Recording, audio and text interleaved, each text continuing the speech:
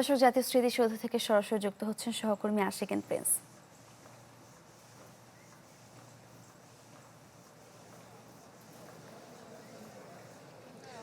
সারিকা, জাতীয় স্মৃতিসৌধ এখন সবার জন্য উন্মুক্ত করে দেয়া হয়েছে। এখন বিভিন্ন শ্রেণী পেশার মানুষ, বিভিন্ন সাংস্কৃতিক সামাজিক সংগঠন এবং রাজনৈতিক দলের পক্ষ থেকে শ্রদ্ধা নিবেদন করা হচ্ছে।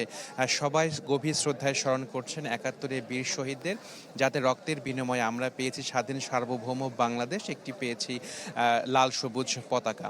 তো এর আগে ৫৫তম বিজয়ের প্রথম প্রহরে রাষ্ট্রপতি মোহাম্মদ শাহাবুদ্দিন তিনি ৭১-এর শহীদদের প্রতি ফুল দিয়ে শ্রদ্ধা জানান। পরবর্তীতে তিনি যুদ্ধাহত মুক্তিযোদ্ধা এবং বিভিন্ন রাজনৈতিক দল ও কূটনীতিকদের সাথে সৌজন্য সাক্ষাৎ করেন, তাদের সাথে কুশল বিনিময় করেন। একই সাথে তিনি পরিদর্শন বইয়ে স্বাক্ষর করেন। পরে অন্তর্বর্তী সরকারের প্রধান উপদেষ্টা ডক্টর মোহাম্মদ ইউনূস স্মৃতিসৌধ প্রাঙ্গণে আসেন। এসে তিনি শহীদদের প্রতি শ্রদ্ধা জানান, পুষ্পস্তবক অর্পণ করেন। এ সময় রাষ্ট্রীয় সালাম জানানো হয়। তিনিও পরবর্তীতে রাজনৈতিক দল, যুদ্ধাহত মুক্তিযোদ্ধা, উপদেষ্টা পরিষদের সদস্য এবং বিভিন্ন দেশের কূটনীতিকদের সাথে সৌজন্য সাক্ষাৎ করেন, কুশল বিনিময় করেন। এরপরে তিনি পরিদর্শন বইয়ে স্বাক্ষর করেন। একটি বিষয় যে এরপরে তথ্য উপদেষ্টা রিজওয়ানা হাসান তিনি আমাদের সাথে কথা বলেছেন এবং তিনি বলেছেন যে ৭১-এ যে প্রত্যাশা নিয়ে সাধারণ মানুষ মুক্তিযুদ্ধে অংশ নিয়েছিল, দেশ স্বাধীন হয়েছিল, ৭১ পরবর্তী সময় সেই আকাঙ্ক্ষা প্রত্যাশা পূরণ হয়নি। সে কারণেই ২০২৪ সালে গণঅভ্যুত্থান হয়েছে।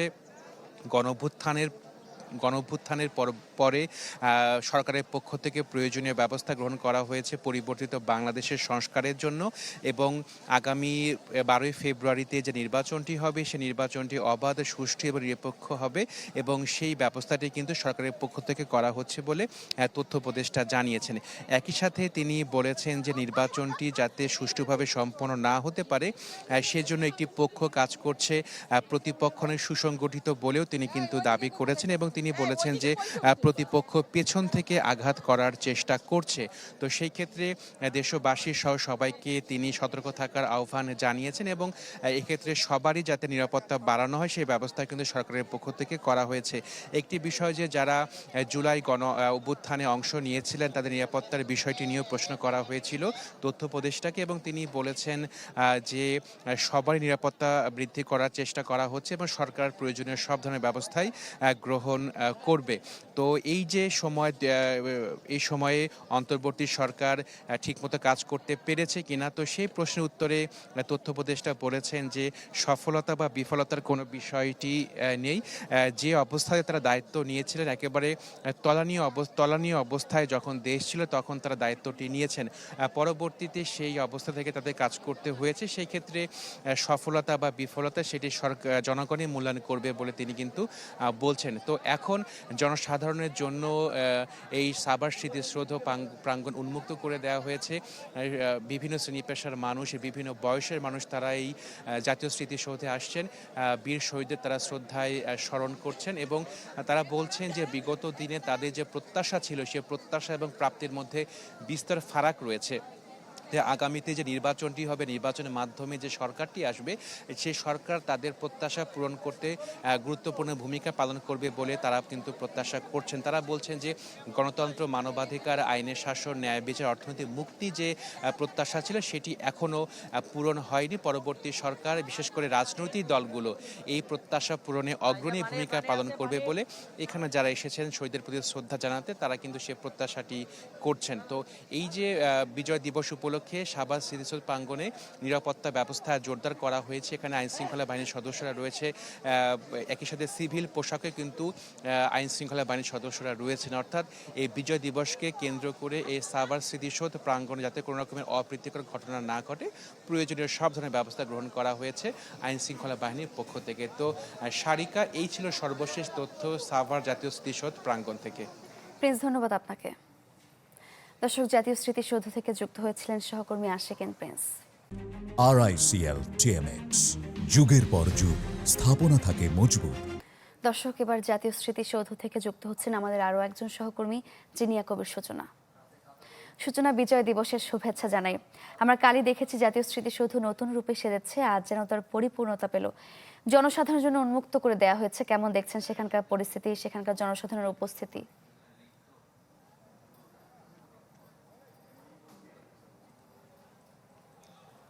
আজকে বাংলার চির গৌরবের দিন এবং মহান মুক্তিযুদ্ধ 1971 সালের 16ই ডিসেম্বর অর্জিত হয়েছিল চূড়ান্ত বিজয়, এবং সে কারণে কিন্তু বাঙালি জাতি আজ একই সাথে অপার আনন্দ, যুদ্ধ জয়ের যে অপার আনন্দ, গৌরব এবং অগণিত বীর সন্তান যাদের আত্মত্যাগের মধ্য দিয়ে আমরা এই বাংলাদেশকে পেয়েছি, সেই বেদনাকে সাথে নিয়ে 55তম বিজয়ের বর্ষপূর্তি তারা উদযাপন করছে। এবং ভোরের আলো ফোটার আগেই কিন্তু শ্রদ্ধা জানাতে এখানে আসতে শুরু করেছেন সাধারণ মানুষ, এবং আপনি দেখতে পাচ্ছেন যে লাখো মানুষের ঢল রয়েছে স্মৃতিসৌধ জুড়ে, এবং রাজনৈতিক দল, সামাজিক সংগঠন, বিশিষ্টজনরা সবাই ফুলে ফুলে ভরে তুলেছে কিন্তু এই স্মৃতিসৌধ। এবং কারো কণ্ঠে জাতীয় সঙ্গীত, কারো কণ্ঠে নতুন প্রজন্মের স্লোগান, সবার হাতেই কিন্তু লাল সবুজ পতাকা, এবং সবাই কিন্তু লাল সবুজ গায়ে জড়িয়েও এসেছেন এখানে। এবং সব মিলিয়ে এখানকার পরিবেশ একদিকে যেমন আবেগ ঘন রয়েছে এবং অন্যদিকে কিন্তু গর্বে ভরে আছে, এবং সবাই কিন্তু ফুল দিচ্ছে এবং সবাই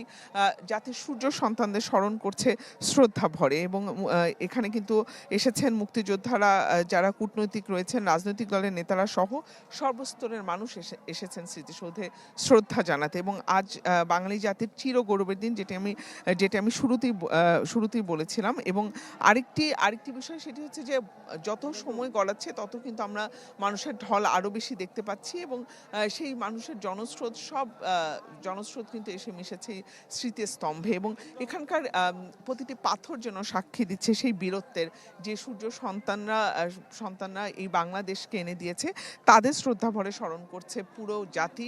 এবং তার সাথে তো যুদ্ধ শুরু সবকিছু যে শুরুতেই যে যেমন যুদ্ধ জয়ের অপার আনন্দ আছে, তেমনি বেদনাও আছে। এই যে আমরা লাখো সূর্য সন্তানদের হারিয়েছি, বীর সন্তানদের হারিয়েছি, সেই কষ্টও কিন্তু আছে।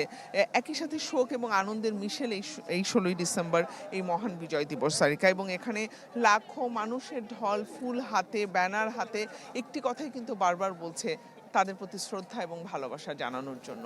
সারিকা। সূচনা, ধন্যবাদ আপনাকে। দর্শক, জাতীয় স্মৃতিসৌধ থেকে যুক্ত হয়েছিলেন সহকর্মী জিনিয়া কবির সূচনা। এবার আমরা একটু চলে যাব চট্টগ্রামে, যুক্ত হচ্ছেন সহকর্মী রনি দত্ত। রনি, বিজয় দিবস ঘিরে চট্টগ্রামের আয়োজন, কর্মসূচি নিয়ে জানাবেন।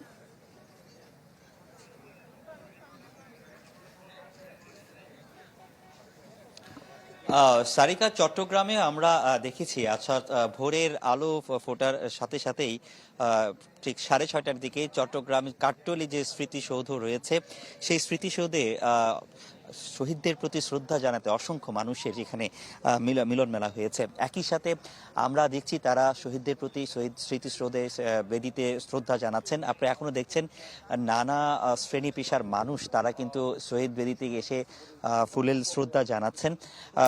সকালবেলা যেটি শ্রদ্ধা জানিয়েছেন বিভাগীয় কমিশনার, সিটি মেয়র এবং একই সাথে জেলা প্রশাসক, পুলিশ প্রশাসন এবং বিভিন্ন সরকারি যে দপ্তরের কর্মকর্তারা রয়েছেন, তারা ঊর্ধ্বতন কর্মকর্তারা তারা কিন্তু শহীদ দিবসে তাদের যে বিজয় দিবসে তাদের কিন্তু এই যে শ্রদ্ধাতে তারা আসলে জানিয়েছেন বিজয়ের উদযাপন।